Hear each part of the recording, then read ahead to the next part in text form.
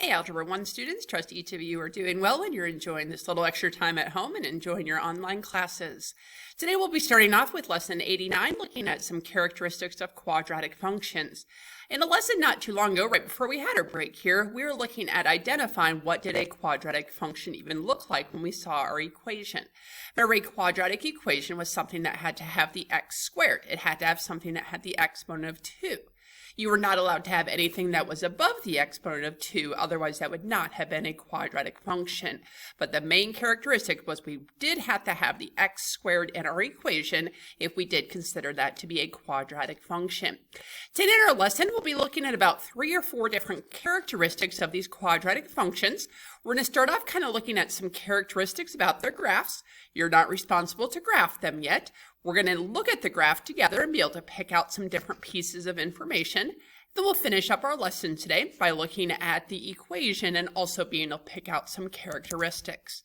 The first thing that we'll go ahead and look at this morning with regard to our quadratic functions is called their minimum, they're called their vertex of the parabola.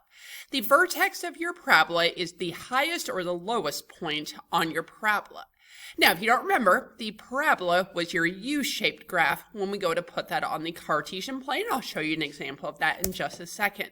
It's called the parabola's turning point. Where did it stop going down? Then it started heading back up, or it started going up, and then it starts heading back down on your picture. I have 2 different examples here of what a parabola would look like. We were able to determine before the direction of the parabola. Remember, that was based on the coefficient of your x squared. When the x squared was positive, that would be like my first picture where the parabola opened up. When the coefficient of the x squared was negative, that's like my second picture where the parabola is opening down in your picture. Those yellow dots that I have on your screen, that's known as the vertex. That's where the parabola has turned to start heading the other direction. Now, just a couple of other names that we can also use as refer to the vertex, depending on which kind of graph do we have here. The first name that we can have is something that's the minimum. Well, what does that word minimum refer to? It refers to the smallest value that you can have. So what we're going to talk about for the minimum of our quadratic function is the smallest possible value for your function. Well, which graph would that match? If I had a smallest value, that would be the first one where it starts heading down, it stops, and then it starts heading up. It never goes below that yellow dot, so therefore it's called the minimum of your function.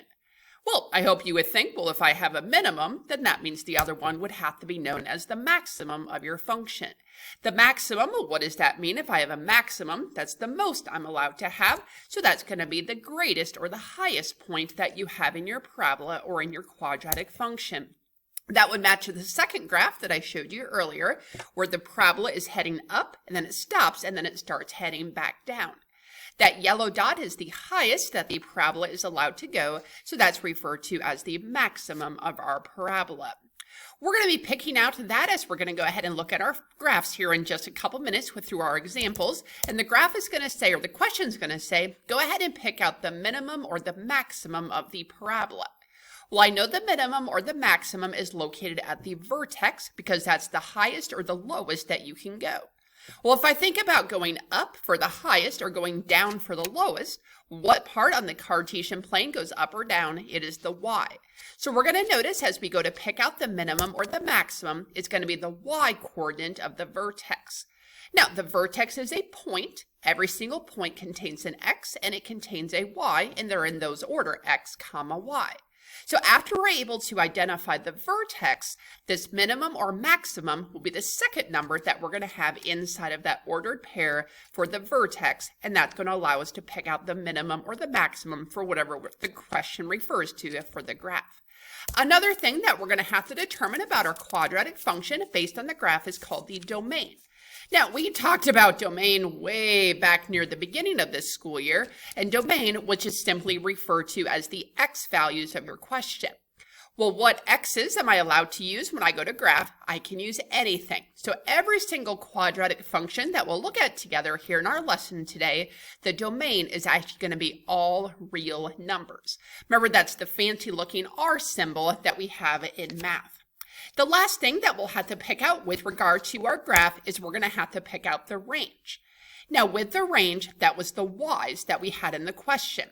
Well, there's only certain y's that you can have because it either stops because it stopped going up or it stopped because it went down in our picture. So the range is always going to be restricted. There's a limitation of what I can and can't use, and it's going to be either less than or bigger than the y coordinate. And that I'll explain a little bit more clearly when we actually go ahead and look at our first example together. Let's actually go ahead and start that. Let me go ahead and pull up my graph here for the quadratic equation y equals negative 1/2 x squared plus 3. Remember, we knew that that was a quadratic equation because the y was all by itself, and we did have that x squared, and there was nothing higher than the x squared in our question, and I've gone ahead and graphed that for us.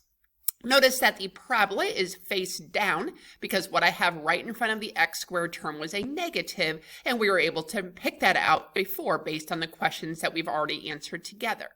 Well, the first thing that I see up in my question is I'm supposed to give the coordinate of the vertex. Now remember, the vertex is where did the parabola turn? On this one, I'm looking for the vertex. Where did it stop going up? And then it's going to start heading down in our question. Where is that vertex in our question? Excuse me, it's located at the ordered pair 0, 3. To get to that top point of the parabola, I didn't have to go anywhere, left or right. All I had to do was go up 3 spaces. A second thing that our question wants us to answer, and you'll do the same thing in your lesson practice, is you have to give the minimum or the maximum. Well, what does this question have? It's going to have a maximum because it has a high point and it never goes above that in the question. Now remember, to pick out the minimum or the maximum, it's just simply the y that you had from the vertex. Well, if I look at the vertex 0, 3, which one of those is the y value? It's the number 3. So the maximum that I have for this parabola is y equals 3. The third question, based on this parabola, is what is the domain? Now, this one I don't have to think about at all because the domain is the same for every single one of these questions. The domain is our all real numbers, that fancy looking R. The last question that we need to answer is what is the range? Now, remember, the range are the y's. You're describing what kind of y's that you have in this question. Well, we just answered that the maximum was y equals 3. That's the biggest that you can have. Well, if that's the biggest that you can have, everything else has to be smaller than that. Well, what inequality means smaller is our less than or equal to symbol. I am allowed to use the number 3. That was the highest that it went, but everything else was smaller than that, and that's why I have the less than or equal to symbol. Notice it does say y because the range is always referred to as the y in your question. Let's go ahead and just walk through one more example together to make sure that you do understand these 4 questions so you can correctly answer them on your homework this evening. Let's go ahead and take a look at this quadratic function, y equals x squared plus 6x plus 8. Again, we know that that is a quadratic function because the y is all by itself, and I do see an x squared, and there's nothing higher than the x squared in our question. The first thing that I want to look at is the vertex. Now the vertex, again, that's the turning point that we have in our parabola. That's at the bottom of our u that we see in our graph. What is the ordered pair of that vertex? It's -3 and -1. From the origin, I had to go left 3 spaces and down 1 to get to that vertex in our parabola. Question number 2, what's the minimum or the maximum? Well, what does this graph have? This one has a low point. It doesn't go below the bottom of that u. That would be called the minimum. That's the lowest that the graph is allowed to go. The minimum is always the y that you have from your vertex, so it's y equals -1. Question number 3, what is the domain? Again, domain, we don't have to think about it at all. It's the same for every single one of these questions. The domain is always all real numbers because I can use any values of x that I want in my question. Last thing that we need to answer is what was the range? Again, the range are the y's that we're allowed to use. There's a certain restriction that I have for the y's. I know that there's a restriction because I can't go below the number -1. Well, if I can't go below something, that means I could go above it. What inequality tells me that I can go above? That would be our greater than symbol. So the range that I picked out is y is greater than or equal to -1. I hope that makes sense, and that will help you answer your first 2 questions for your lesson practice for your homework tonight. Now, the next set of questions that we'll be answering together about these quadratic functions is called their x-intercept. Well, if you think about that word intercept, what does that mean to intercept something? It kind of means to intersect, or where does it run into? We're going to notice for the x-intercept is the different x's that I see on my picture where our parabola hits the x-axis. If you remember when we talked about graphing lines before, we talked about something that was called the y-intercept. The y-intercept was where did your line hit the y-axis on the Cartesian plane. Well, now for the quadratic function, we're going to be hitting the x-axis. So where does it hit that x-axis in your question? No, so here's your format for the ordered pairs. You're having the x-intercept and then comma 0.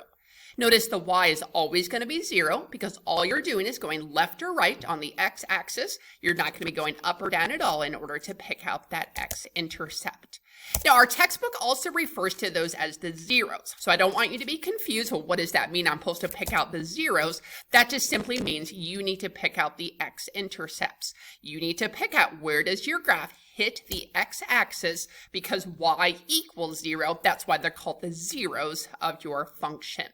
Let's go ahead and take a look at a couple examples here together. Again, there's my quadratic function, y equals x squared plus 2x minus 8, and I've graphed that for us. We look in front of the x squared, remember that's a positive, and that's why the parabola is opening up in the picture that I've graphed for you. These zeros, where does it hit the x-axis? Your x-axis I see is going left and right in the Cartesian plane, and I notice that my parabola hits that x-axis twice. Where are the points where it hits the x-axis? It doesn't matter which one you gave first. So if I go overhead and head to the left, well, how many spaces to the left do I have to go to get to where it hits the x-axis? I have to go -4. So one of my zeros is -4. The second place where it hits the x-axis is off to the right. From the origin, I had to go 2 spaces to the right, and that gives us the x-axis, or excuse me, the x-intercept that we have in our question. The parabola hit twice, so therefore I give 2 different zeros or 2 different x-intercepts in our question. Notice you can give your answer just like I have on the screen. You don't have to write them in the ordered pairs like 2, 0 or -4, 0, but you could. That's another way to present your final answer. Let's look at 2 more graphs together just to make sure we understand this idea of picking out the zeros, picking out the x-intercepts. Our new quadratic function, y is equal to -x squared plus 2x minus 1. Now, in this time in front of our x squared, we see a negative sign. Because of that negative sign, I know that our parabola is heading down, and I do see that that is the case in our picture. Now, this parabola, if you notice, only hits the x-axis once, and it's where the vertex is on our parabola. So where does it hit that x-axis? It just hits at the number 1. From the origin, I had to go right 1 space, and that gives me the 0 of our question. So it is possible that a quadratic function only has 1 0 because it only hits the x-axis once. Looking at one more example together, our quadratic function, y equals -x squared minus 1. Again, I notice that in front of the x squared is a negative, and that's why a parabola is opening down in our picture. We're supposed to be answering the zeros. Where are the zeros in our picture? It's where it hits the x-axis. Well, where does this parabola hit the x-axis? It doesn't. Okay, notice it never touches the x-axis. So what are the zeros?